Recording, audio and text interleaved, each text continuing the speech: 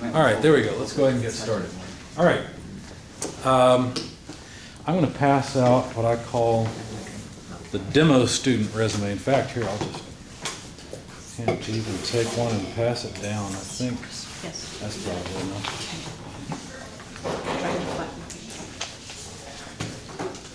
And I know I've been working with one student who said he might make it. Oh, he's not here today. Okay, well, that's fine. I'm going to use him as an example because I work with a lot of students on their resumes, and the resume I'm passing out is not something that I suggest is perfect. As a matter of fact, I have intentionally included some things in it that are not perfect, some things that are bad.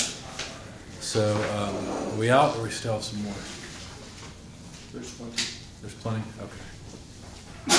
All right, so, however, I will tell you that this particular resume is based largely on one particular student that I helped. And I just realized at the time it would be good to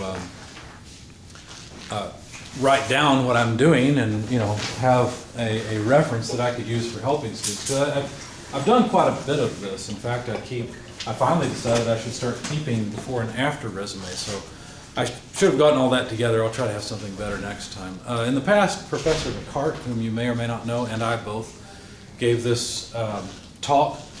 And my approach is very different from his, but he has some really good things to say as well. I know that Professor Webster plans to come in, I think, next time, a week from today, and give you some information. But also, I'll try to get the video recordings that I made of Professor McCart and make them available to you as well, or at least try to touch on the main points of what he said, because he had some really good things as well. So anyway, we're going to talk about building a resume. Now, when you build a resume, what are you doing? What's the purpose of a resume? From your perspective. Grab attention. Okay. Present information about yourself. I disagree with that one. Present information, not from your perspective. Are you trying to write a history book about your life? Appeal to the employer? Okay, that's closer, I think. Just to get a job, yeah. To get an interview, Oh. right? That's the point. Anything that gets the interview is what you want on your resume. Anything that doesn't belong on your resume. Now that seems pretty simple and pretty crass, but that's your goal, isn't it? So with that in mind, what do you think it is that employers want to see on your resume? Now here's where students start to go off the rails, because a lot of times they think, well, I'm in an engineering program and I better show that I'm a real engineer. I got to show them that I've done engineering before. Some of you have. Some of you have had real jobs as real engineers, and that's fine. Most of you have not, and that's okay too. Because who do you want to hire to build your home? Do you want to hire the guy that, let's say you're having house built, okay? So do you want to hire the guy that has built a home for all the stars in Beverly Hills? Probably not. He's going to be too expensive, right? You want to hire the new guy that's got a truck and a hammer and is trying to convince you? Probably not. He doesn't have enough experience, right? But you do want to get someone who, let's say they're getting their start, right? And they built a few homes, or maybe they've just gotten out of school and they're going to work hard and you can tell they're hungry to start their business. So you're willing to hire them because you'll probably get a good price. They'll probably make things right if things go wrong, right? They'll learn along the way a little bit, but you'll get a good deal. Employers know that too. When an employer is looking for an entry-level engineer, they're not going to say 20 years minimum experience, right? They're looking for an entry-level engineer, and that's what you are when you graduate, and that's fine. There are plenty of jobs out there for you. It's just a matter of fitting you to the job and the job to you. So what is it that employers are trying to buy from you? Well, isn't it basically your skill set?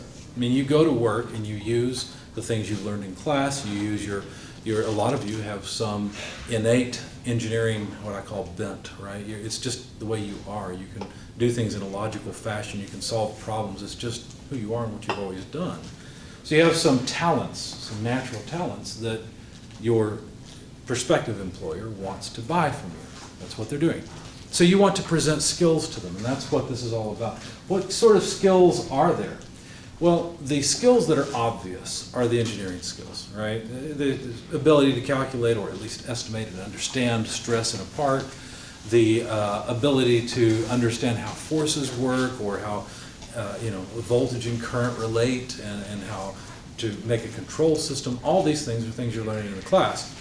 But when you go out into the real world, that's not enough. And what I mean by that is those are not necessarily the most important skills. You have to learn to communicate.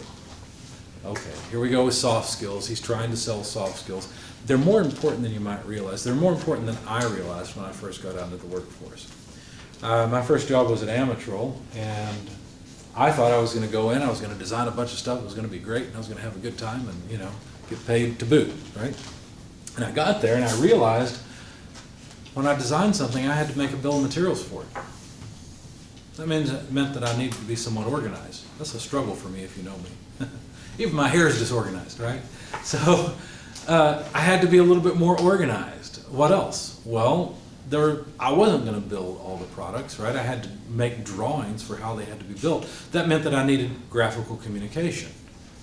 Most of you have that, right? You use SolidWorks, you can do that. But there's more communication than that. If you just send a print back to the shop and say, build this, 9 times out of 10 you won't get back what you want, even though you define the print perfectly. Okay? You know why?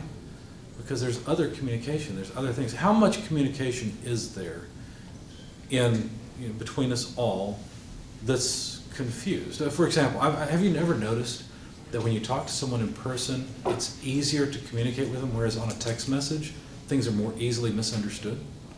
Body language is important, right? And so if I wanted if I wanted someone to make something for me, what I would learn to do very quickly was take the drawing I just made, go back and talk to that person, say, here's what I'm thinking, here's what I need, here's why I need it. And 9 times out of 10, they would give me feedback that said, well, you know, you could do it this way, because they'd seen a lot of stuff, right? They'd seen a lot of things come through. I wasn't doing anything all that different from what they'd already seen. A machinist, for example, he'd say, well, if you'll just do this, wouldn't that be better? And I could either at that point say, oh yeah, hey, that's a good idea, if it was, and something I could use. If it wasn't, I could say, well, I'd like to do that, but I need this feature. That's why this has to be this way. There was one time I remember in particular that I was redesigning a robot, okay, and I was trying to make the new parts compatible with the old robot so people could upgrade their robot. They could buy a upgrade package. And one thing I had to design was what I called a shaft. It was actually a very short shaft. It was only about a 1/2 inch thick and 2.5 inches around, something like that. And its job was to bolt onto the gear reducer, which is called a harmonic drive for that particular axis. And what I was doing in the process, I was changing out the harmonic drive. The one we had been buying it required a lot more parts that we had to make. It was more expensive. They had modern harmonic drives that I could use that would reduce a lot of number of parts. They were cheaper to boot. They were better harmonic drives. And of course I redesigned the robot around this thing. So what I needed was a shaft that could bolt up to the new bolt pattern on the new harmonic drive and the old bolt pattern on the old harmonic drive. So I ended up designing something that instead of having a nice regular pattern of say 6 or 8 bolts, it had 3 bolts in a weird triangular shape, and it had a countersunk hole, and it had a different fits and all kind. It just looked like I had at random put holes in this part and said make it. And of course that's how the machinists felt, right? If I had just sent that print to them and said, here, please make this, well, I'm being fairly long-winded. The point is, I went back and talked to the machinist and said, hey, here's what I'm doing. And they scratched their head and said, why the heck are you doing this? And I said, well, I'm trying to make this compatible with old and new harmonic drives. It'll save us a lot of money, allow customers to be happy because they can upgrade to the modern design. And then the machinist understood. They said, oh, okay, of course we'll make that, you know. Oh, by the way, if you'll move the coordinate system origin from here to over here, it'll save us about half the time because I won't have to recompute every single one of these dimensions. That's helpful, right? See how valuable that little bit of communication was? And had I been the type of engineer that just wants to sit at my cubicle and draw and kind of from on high say, make this, you know, that doesn't make sense. I needed to have some communication skills. So there are some very valuable skills besides the engineering skills you're gaining here with us, or whatever. I understand we have some CGT now in the group, right? But I don't think any of them are here. What do we have here? MET and ECET, I think, right? Any other disciplines? ET. Mechatronics. Mechatronics and engineering technology. Okay, so it's a related argument. Okay. So there's many other skills. Critical thinking, for example, is really important. A willingness to work, right? A willingness to get your hands dirty is valuable. If your experience is in McDonald's, right? How do you show any skills from that as something that the engineering company wants to buy from you? What if you had to take out the trash? Well, that means you're willing to get your hands dirty, right? What does that mean? Well, that means you're willing to crawl underneath the dirty, oily machine, see where the part's broken, and fix it rather than sitting at your desk all day and hoping that your brand new design that costs 10 times as much as it should will fix the problem, right? So a willingness to get your hands dirty is a skill you can present. And it's something that's valuable. So my focus is skills. That's what you're trying to present in your resume. Now, there's something called a heat map. I don't know if you've ever heard of this, but some experiments were done where people who reviewed resumes were set down with many different resumes, and basically the system was set up to track the eye's position, and from that you can figure out where on the page the person was looking. And the longer a person looked at a certain area of the page, the redder it got. Okay, now if you look at a bunch of these, they'll all vary quite a lot, but if you start looking at heat maps on resumes, what you'll notice is by and large, this doesn't demonstrate it all that well necessarily, by and large people spend a lot of time at the beginnings of things because they don't really want to read your whole resume. Remember we said that the goal of your resume was to get an interview? Yeah, please, would you close that door so I don't get quite so much noise on the camera. Your goal is to get an interview. So how do you do that? Well, you may not know this, but there's a lot of jobs available right now. There's also a lot of people applying for jobs, right? There's people that have jobs that are applying for jobs. This is an ongoing thing. As a professional, you should always be looking for a job because you never know when you're going to need one, or you'll find one that's much better, right? How do you find your dream job? Well, you don't stop looking. But anyway, so where was I going with this? I lost my train of thought, sorry. You guys know me, this is just me. So reviewers frequently spend a lot of time at the beginning. Oh, I know what I was going to say. So if you're a person, let's say in human resources, and you get a stack of resumes like this, right? And you don't know what engineering is really. You just know you need to help find the next good engineer, right? So what do? Well, you figure out which resumes to throw away quickly, right? You need to get through this as quickly as possible. So let's see, you're looking at it, no degree, they're gone, right? We're looking for an engineer, someone who has some knowledge, and probably if you've gone through engineering school, you're more likely to have the knowledge we need to buy. Okay, so your goal as the job, what would you say, the person who's looking for the job, the potential employee, your job is to stay in the pile, right? You want to stay in that pile of resumes so that you have the opportunity to get the interview and then take the job if you want it. But the HR person is not the only person you have to go through. They're not the only gate you'll have to make it through. There's also probably an engineering manager somewhere who's going to take the reduced stack of resumes and go through it himself as well, or herself as well. What are they going to do? The same thing, right? They're going to slash as quickly as possible and get down to a pile of maybe 5 to maybe call and talk to, right? So your job is to stay in the pile. How do you do that? How do you stay in the pile of resumes? Well, you make sure that your resume grabs their attention, but also shows them what they want to see. You want to show them what skills you have. You want to show them what you've done in the past. Okay? Let me show you how to do that. So how do you come up with a great resume?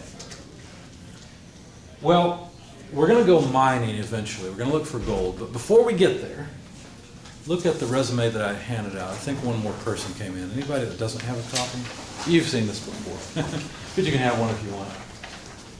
He's the guy that I was talking about that we've been working on a resume together. So please chime in anywhere you like with your own experience in working with me on this. So if you look at this resume, and I wish I had it for the camera, but I don't. If you look at this, you'll notice that at the very first, at the top, I've got demo student. That would be where your name goes. Okay, I like this format. If you want it, I'll be glad to email it to you.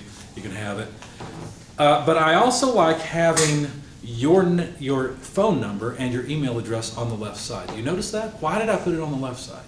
It's going to catch their attention. That's where they're going to be looking, right? And are they going to write you a letter? No, right? That's on the right-hand side. Your address, your city, state, to show that you're local, right? That's on the right-hand side. That's all well and good, but they're going to contact you with what's on the left. That's why I put it over there. Okay? Notice also I made it 2 columns. Now, if you've ever tried to work with columns in Word, you probably know what a mess it is, and that it's no fun. Okay, so if you'll take this template that I've got, essentially this, a document, you can just fill it in and you won't have to mess with it because I've managed to tame Word for at least that, for 2 lines of column. Okay, So anyway, you can put in your number, your phone number, and your email, because that's how they're actually going to contact you. Career objective, that's probably a little bit overstated. This is the first thing I included that I see students do, and I think is probably wrong. Unless you've had several jobs, you probably don't know what your career objective is. In other words, where you want to end up. The better term, I think, is simply objective. So the first thing I would do is cross off career. You're all pretty much beginning engineers, and so I think you're trying to tell them your objective. Now, what is your objective? What are you trying to tell them? Well, a lot of people try to brown nose, like this student did, seeking a full-time position to gain experience in the mechanical engineering, technology, and design fields, insert your discipline there, to utilize and develop my skills at NetShape. What company do you think this student was sending this resume to? NetShape. Okay. Is that really a career objective, to work at a particular company? No, obviously not, right? What do you think the company really wants to see here? Now you might say, well, they want to see that you're motivated and you want to learn, you want to improve. I don't think so. I think what they want to see is, do you want full-time or part-time work? In other words, do you fit the position we have open? Right? That's one of the criteria for throwing you out of the pile. Full-time job, student wants part-time work. Doesn't fit, throw them out, right? This is where you tell them that you're looking for a full-time or part-time position. Okay? That's something you should certainly have in there. Anything beyond that is fluff. I wouldn't go beyond a line for this, because we're going to need space. In fact, you'll notice I've cheated a little bit on the margins on this resume. Next, I think, is education. Now, if you decide to put, let's say you have some other degree, if you decide to include that degree, typically things in your resume would be reverse chronological order. You probably already know that. In other words, most recent comes first. Okay? Because they're not hiring you for that Prosser work you did in high school. They're hiring you for your MET degree you got from Purdue. Okay? I like the way this is set up, BS, mechanical engineering technology, or engineering technology, or whatever, mechatronics, whatever you're in. And I like putting the GPA there. Even if your GPA is not stellar, I would still put it. A lot of students later on in the resume try to be very honest, and then they're afraid to put their GPA in. They try to be honest in the wrong ways. You need to be honest and clear, more precisely, you need to be clear in the ways that the employees care about. Okay? Students will agonize over dates. Well, did I start there on the 1st of January or the 3rd of January? I don't remember. Nobody cares, okay? But your GPA, they might care about. Now, don't feel like that precludes you from any particular job. This particular student was a pretty good student. He wasn't the best student I've ever seen come through. There's always a variety of students, right? There's some on the high end, some on the low end, most are about in the middle. That's fine. There was another student I had who wasn't a very good student. I won't tell you his name. I don't know if I can remember his name that off. But I do remember where he went to work. So this student wasn't very good. His GPA was pretty low. But I convinced him, hey, you need to put that on your resume anyway. I think he had a 2 point something. I don't remember what. Low 2 point something. Okay? And do you think he got the job working with NASA doing massive calculations? No, obviously not, right? Guess where he went to work? He went to work for a fastener company that had literally over 1 million different part numbers, 1 million different SKUs. He went to work for them, and they really liked him. You know why?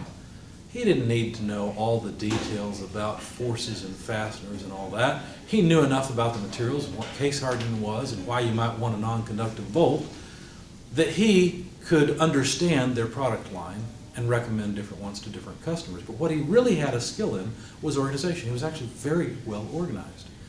And one of the problems they had was disorganization with that many different part numbers. He organized everything for them, and they were extremely happy with him. So you can find where you fit, but you need to present what your skills really are. Okay? So putting your GPA in is not something that's going to keep you from getting a job.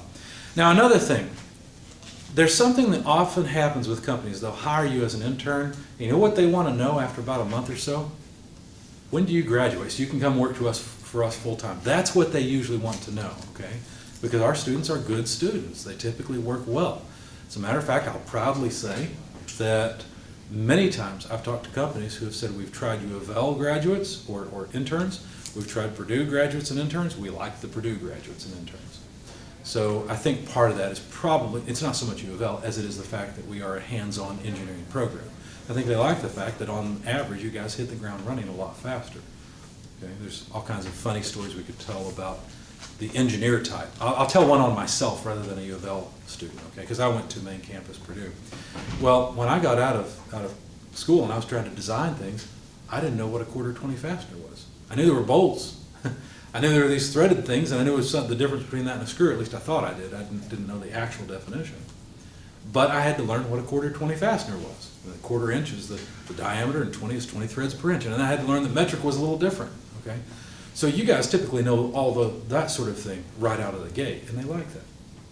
Anyway, going back to the resume, you want to note where you got your degree from. So Purdue University, one of the reasons you're here is probably because Purdue is a great name, and that's good. You want that on your resume. That name will open a lot of doors for you that other schools' names will not.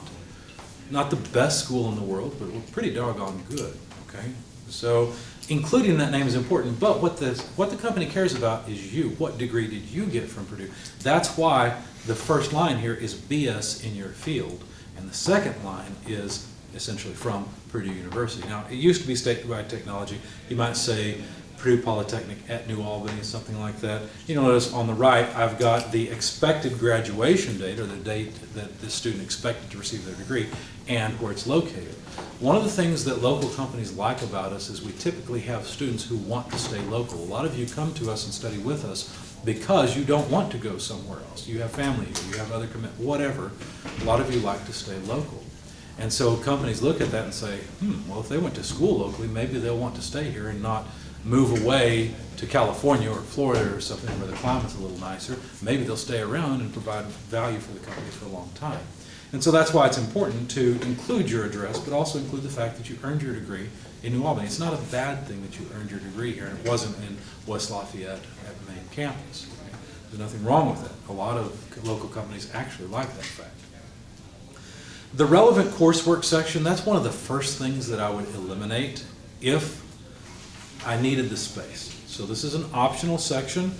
It really more tells about how far along you are, because it shows what all you've done at this point. However, it's not as important as you might think. You see, just the title of your degree itself, whether it's electrical or mechanical or mechatronics, whatever it may be, says a lot about what coursework you've covered or that you will cover by the end of your degree.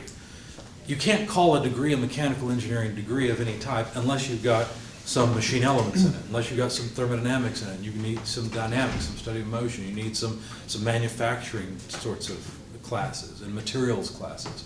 You need to understand stress and strain. Okay, you can't call the degree that without certain topics being covered in the classes that are required for the degree. Similar with electrical. Yeah, go ahead. I noticed at the career fair last year, when I was talking to everybody and saying I was a mechatronics major, I had a lot of questions over like what it was. Would you recommend this section being in a resume if they... Only if you need the space. Okay. Because, so only if you don't need the space. Otherwise I would. Okay. Here's the thing. They asked you what it was. Yeah. How do you start a conversation? That was a great conversation starter, wasn't it, right? Yeah. They said, well, what is this? Oh, well, let me tell you about it. This is a blend of mechanical and electrical engineering. See? Welcome. Sorry, That's all right. I've totally lost track of time. No problem. It turns out I'm recording for another student, so you can go back and watch it whenever you wish. Okay. We're just talking about what belongs on a resume. So, yeah, go ahead. Would you say that that section is necessary at all if you've already graduated and have the degree? No, I would not say it's necessary at all. In fact, you should eliminate it, in my opinion, if you already graduated. Probably, if you've already worked as an engineer, you should also eliminate this section. So Because have your degree. And I would just have the degree. And understand that, you know, and students might agonize over this and say, well, what date should I put there? Just put the date you expect to graduate. What's your plan right now? Well, I plan to graduate in 2 years, but I might fail this. Yeah, you might fail it. You might not, right? This is the plan, right? Just put it out there. That it may, employers understand once they hire you as an intern, they want you full time. It may take a semester longer. You might fail a course. That's possible. You might decide to take something else that's interesting and not offer it in the order that that you plan. Plans change, but at least this is about when they can expect to have you. Did you need some? Do you think it is a good idea though for if you're going for just an internship, like if you have no previous field experience? Is it a good idea to have this? Only if you can't come up with enough skills in the work experience. I'm going to show you. That's the meat and potatoes, okay? We're going to get to that in a minute. But if you can't put enough, then I would put that in. Like I said, this is also one of the first things to go is the relevant coursework. Technical skills is similar. Now, technical skills, the only other reason you might include technical skills besides not having enough to fill up your resume. The only other reason is if you know that a company is heavily involved with a particular software package. Okay, if you know that you're going to work for, I don't know, let's pull it out of the blue, Samtec, and they use some, I don't know, some connector program. Oh, yeah, they use SolidWorks, that's true. You might put it in there. But I would rather see SolidWorks in your experience. Okay? Now, your experience encompasses a whole lot of things. It doesn't necessarily have to be experience in the sense that you worked for a company for pay. And I'm not saying you should go out and work for a company for free, certainly not. As an intern, even with the Purdue name and the engineering degree you're earning, you definitely should get at least $15 an hour. Okay, that's minimum. And in today's job market, probably more because employers are really hungry for employees. Okay, let me skip the work experience section for just a moment. We'll come back to it and I'll continue with the ideas there. Honors and accomplishments is the last section that's an optional section. It's sort of in order, right? Relevant coursework will be the first thing to go, technical skills next, and then honors and accomplishments. I don't think that, now this is my opinion, I don't have any proof of this, but I don't think that the honors and accomplishments is a particularly valuable section. It's typically at the end of the resume. That's going to be one of the last things that people look at. There's an argument that, oh, they need to see you're a well-rounded individual. I don't think so. I think they need to see that you can do the work they have, okay? And that you have the skills, and we're going to put all that in the work experience. However, this is a place to show that you're a human being. So for what it's worth, you could put that in. If it can show skills, I think this section is valuable. For example, how many of you have ever been in Boy Scouts? Anybody in Boy Scouts? A couple of you? What did you get up to? How far did you go? Eagle Scout. Eagle Scout, okay, how about you? Weeblo. Weeblo, okay, that's fine. How hard was it to become an Eagle Scout? At the time, more challenging. Right now, if I would have done it again, cake. Okay, but for you and your age, it represents a lot of work, right? What sort of skills do you think you might have had to apply or learned in the process of getting your Eagle Scout rank or whatever that would be transferable to an engineering company? Probably more leadership skills. Leadership? And soft skills, kind of communicating with other members of the Boy Communication. Scout troop. And with earning your Eagle Scout, you have to do a community service project. Now it involves you going out to the community, talking to people, figuring out what sort of needs there are, and then fundraising and then accomplishing. Okay, task at hand. so some planning possibly? There's probably some determination because along the way it's a lot of work and you got to realize, well, I'm working for this, so I'm going to work hard, I'm going to do what I have to do to succeed. Okay? So we've already come up with about 5 different soft skills that particular experience represents. In fact, that's what we're doing with the whole work experience section in just a minute. What we're going to do is we are going to develop all these skills and write them in a way that they're very clear and that demonstrate and illustrate what you've really done and what skills you're bringing to the table, what you're selling to the company. Okay? Travel ice hockey team captain. There's another leadership skill that's suggested. President of SME, again, leadership is suggested. Member of Pi Kappa Alpha, which is an honor society of some type, I believe. Oh yeah, one right here. Fraternity, okay. Well, in the context of a fraternity, I don't know much about fraternities, but there's probably plenty of hiring managers who do. What do you think about a fraternity suggests you should be hired? Definitely leadership roles, what you contributed to the fraternity, your dedication to the fraternity and the community around you. Yeah, exactly. Go ahead. Can you also say that like any kind of like sport you done in high school or any kind of team you could say, besides, a fraternity? Anything where you've worked on a skill that is transferable. I was going to pick on the Boy Scouts and say, I don't know much about Boy Scouts, but let's just say you get a badge for rubbing sticks together and starting a fire, okay? Tried example, okay? If that's the case, nobody's hiring you for that skill, right? They're not going to hire you to be an engineer, sit at your desk, rub 2 sticks together and start a fire, right?